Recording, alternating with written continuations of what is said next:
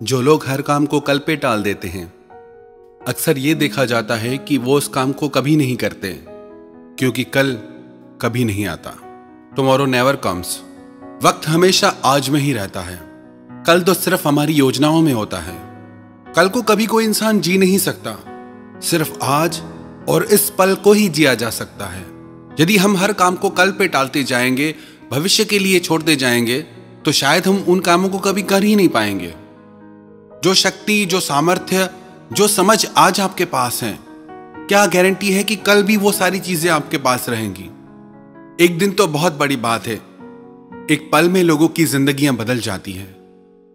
हम इतनी निश्चिंतता से कल पे काम छोड़ते हैं जैसे कि हमें भविष्य का सब पता हो। एक बार एक ब्राह्मण युधिष्ठिर के पास भिक्षा लेने के लिए आया। महाराज युधिष्ठिर उस समय अपने मंत्रियों के साथ बहुत आवश्यक मंत्रणा कर रहे थे। उन्होंने ब्राह्मण से कहा कि आप कल आना, आपको जो भी चाहिए मैं आपको जरूर दूंगा। वह ब्राह्मण निराश होकर महाराज युधिष्ठिर के भवन से जाने लगा। भीमसेन ने उस ब्राह्मण को देखा कि यह ब्राह्मण बहुत उदास है।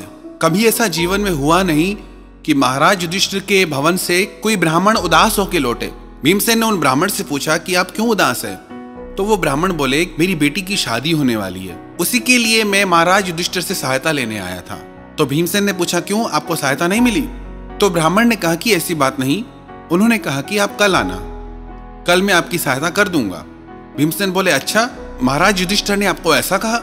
उसी समय भीमसेन ने पूरे नगर में घोषणा करवा दी कि महाराज युधिष्ठिर ने काल को जीत लिया है, समय को जीत लिया है, भविष्य को जीत लिया है। थोड़ी देर में यह खबर महाराज युधिष्ठिर के कानों तक पहुंची कि सारे नगर में यह बात फैल गई है कि महाराज युधिष्ठिर ने काल को जीत लिया है। पता लगवाने पर उन्हें पता चला कि यह काम भीमसेन का है। उन्होंने भीमसेन से पूछा, आपने ये अफवाह पूरे नगर में क्यों फैलाई है कि मैंने काल को जीत लिया है? भीमसेन बोला, महाराज, मेरी गुस्ताखी को क्षमा करें। आज एक ब्राह्मण आपके पास भिक्षा लेने के लिए आया, तो आपने उसे कहा कि तू कल आना। इसका मतलब आपको यह पक्का पता है कि कल आप रहेंगे, कल वो ब्राह्मण भी रहेगा और कल आपके पास राज्य भी रहेगा। कल सारी बातें आपके पास रहेंगी।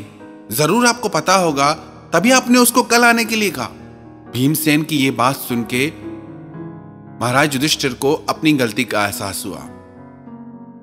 उन्होंने उसी समय उस ब्राह्मण को बुलाकर उसकी सहायता की। हम कहते हैं कि कल करेंगे, भविष्य में करेंगे, बाद में कर लेंगे, लेकिन वो कल कभी आता ही नहीं। और इसी बात के चलते हम जिंदगी में बड़े बड़े अवसरों से चूक जाते हैं। यदि कोई विद्यार्थी यह सोचे कि मैं परीक्षा के समय में पढ़ लूंगा, जिसने सारा साल पढ़ाई नहीं की वो क्या पढ़ेगा? और जिसने सारा साल पढ़ाई की वो परीक्षा के दिनों में निश्चिंत रहेगा।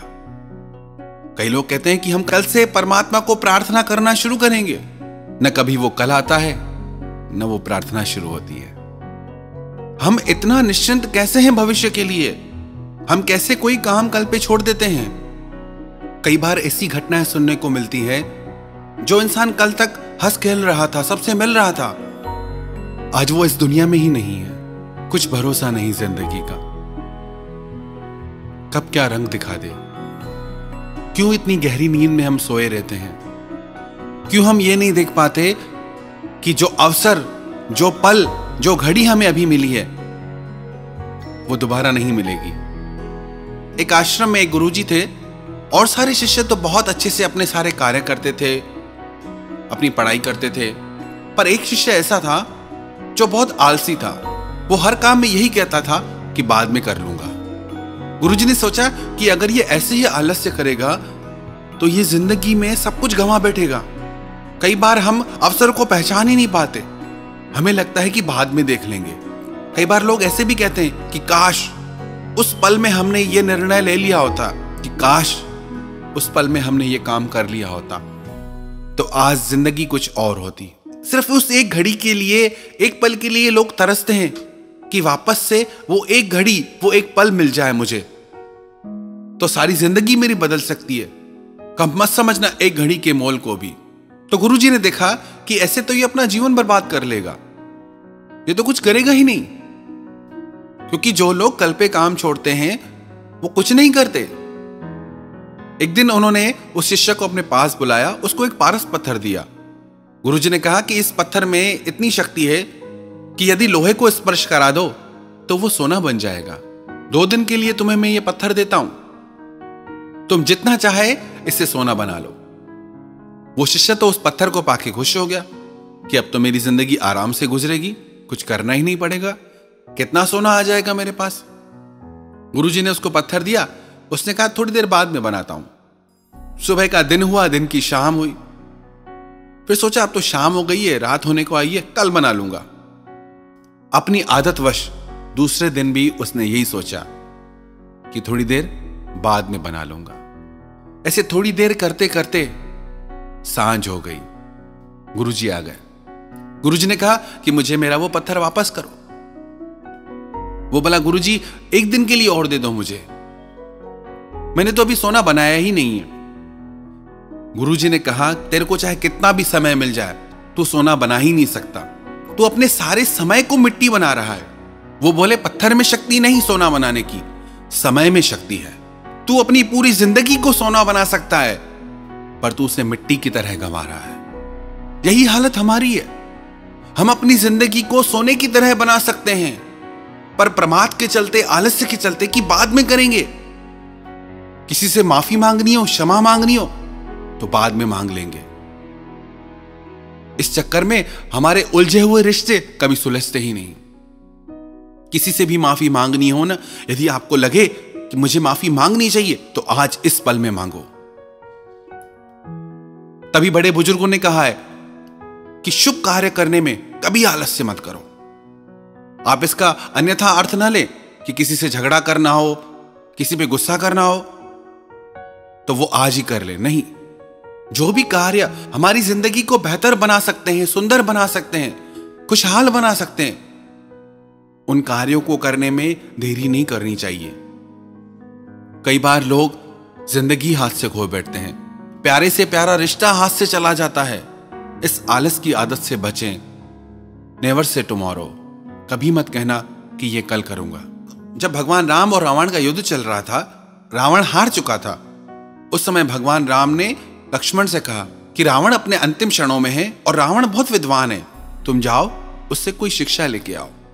महापुरुषों की यही निशानी है, अपने शत्रु के लिए भी कह रहे हैं कि उससे भी शिक्षा लेके आओ। लक्ष्मण भगवान की आज्ञा मान के रावण के पास गया, बोला आप मुझे कोई शिक्षा दो, आप क्या शिक्षा देना चाहोगे मुझे? तो रावण ने कहा कि कभी आज का काम कल पे मत टालना। मेरे पास इतनी शक्ति थी, मैं धरती से स्वर्ग तक सीढ़ी बना सकता था। मैंने कभी सोचा ही नहीं था कि मेरी कभी मृत्यु होगी। मैंने सोचा कभी बना लेंगे भविष्य में, बहुत समय है मेरे पास, पर वो समय कभी आया ही नहीं। हम भी यही सोचते हैं कि बहुत समय है मेरे पास। आपको पक्का पता है आपके पास बहुत समय है? एक व्यक्ति एक घड़ी की दुकान में गया, उसने उस घड़ी की दुकान से एक घड़ी खरीदी और उससे पूछा भैया इस घड़ी की गारंटी क्या है, कितना समय चलेगी? दुकानदार ने बोला कि इसकी 2 साल की गारंटी है, 2 साल तक कुछ भी हुआ हम जिम्मेदार रहेंगे। वह व्यक्ति वो घड़ी लेके दुकान की सीढ़ियों से जैसे ही नीचे उतरने लगा, उसका पैर स्लिप हो गया और वो धड़ाम से नीचे जाके गिरा और वहीं उसकी जीवन लीला समाप्त हो गई। घड़ी की गारंटी पूछने वाले को अपनी कोई गारंटी नहीं। यही पल है कुछ कर दिखाने का, यही पल है जिंदगी जीने का और यही पल है खुश होने का। इस घड़ी में मुस्कुरा लो, इस घड़ी में जिंदगी जी लो। याद रखना, अगर आप इस घड़ी में जीना सीख गए, इस घड़ी में हर काम को करना सीख गए, तो जिंदगी में आपको कभी काश नहीं कहना पड़ेगा। हमें लगता है अभी तो बहुत टाइम पड़ा है, इस काम को आखिरी के दिनों में कर लेंगे। हम हर काम को डेडलाइन पे छोड़ देते हैं और आखिरी में वो काम इतनी जल्दी में करते हैं कि हमारा कोई काम ढंग से नहीं होता। क्या हम ऐसा नहीं कर सकते कि अभी काम को पूरा कर लें और बाकी का समय हम आनंद से गुजारें, बाकी का समय हम निश्चिंतता से गुजारें, चिंता में क्यों गुजारें? आज में जीना सीखें, इस पल में जीना सीखें, यही जिंदगी का राज है। यदि आप आज में जीना सीख गए, इस पल में जीना सीख गए, तो समझना आप जिंदगी जीना सीख गए।